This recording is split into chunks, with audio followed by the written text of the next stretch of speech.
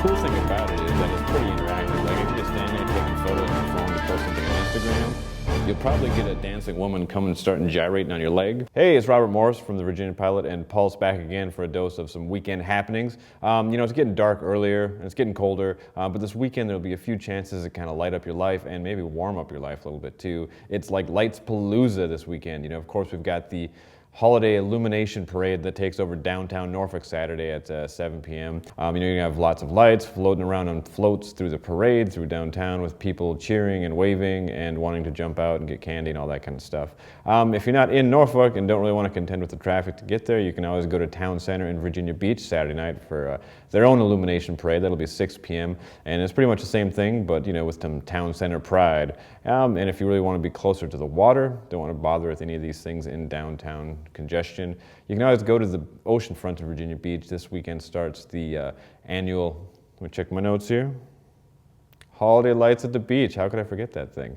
And if you'd rather walk, not drive, this weekend also starts the beginning of the Norfolk Botanical Gardens Million Bulb March. That'll be Friday through Wednesday. You know what this is. Every year you can drive your car through the garden and look at all the fun lights and ornaments and all that stuff.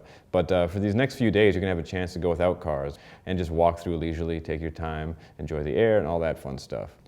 Hey, the Broadway touring production of West Side Story is going to be at Chrysler Hall this weekend. You got 3 chances to get it, 8 p.m. Friday, 2 and 8 p.m. Saturday.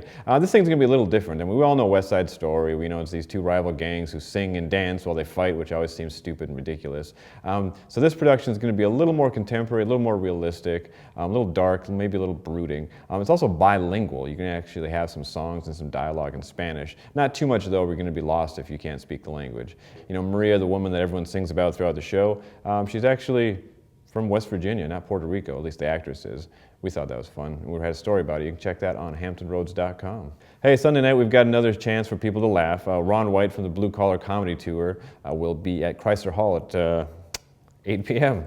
If you know the Blue Collar Comedy Tour, you know this guy. If not, basically Ron White likes to drink scotch and smoke cigars on stage and tell lewd and crude jokes that kind of relate to the working man, but not always. It's kind of more of like a laid-back party kind of vibe. A lot of fun if you like that stuff.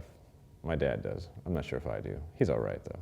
Anyways, one interesting thing about this is, like I said, Ron White tends to drink scotch on stage, but we're kind of hearing some things online, because it's got to be true online, right? That it's actually apple juice he's drinking. Maybe he's not getting sauced. So if you're there, just stand up, raise your hand, and ask him what he's drinking. I dare you to.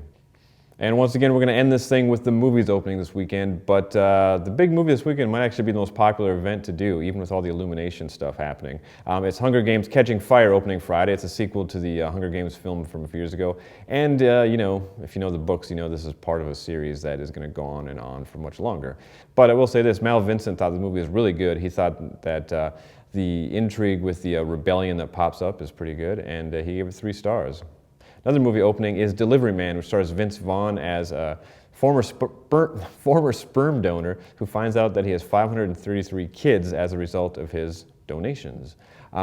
It seems kind of funny, they're kind of billing it as a comedy, but here's the thing, it's not. It's more of a sweet, tender kind of movie that involves a man finding out how to be a parent and how to be a grown man and the like. Mal didn't like this one too much. Mal actually said that you kind of have to be simple-minded to enjoy this film. I don't know if I agree with him. I thought it was kind of sweet, but hey, you can decide for yourself, right? And the third film of note opening is Dallas Buyers Club. This stars Matthew McConaughey as a Texas cowboy of sorts in the 80s who learns that he has HIV. But the drugs that he needs to help him survive longer, or possibly cure himself, aren't available. They're illegal. So he starts shipping them in from Mexico. And lo and behold, he finds that he can make a lot of money doing this illegally and selling it to other people with the same affliction. This movie is getting a lot of critical buzz. Mel Vincent said it's excellent. He's among the crowd there. And everyone's saying that McConaughey and Jared Leto, who plays a drag queen, are both kind of strong contenders for Oscar nominations. So there you have it. If you need something else to fill your weekend time, you can always go to hamptonroads.com, check out our events calendar, or pick up the latest issue of Pulse and read all the things that you can do. Talk to you later.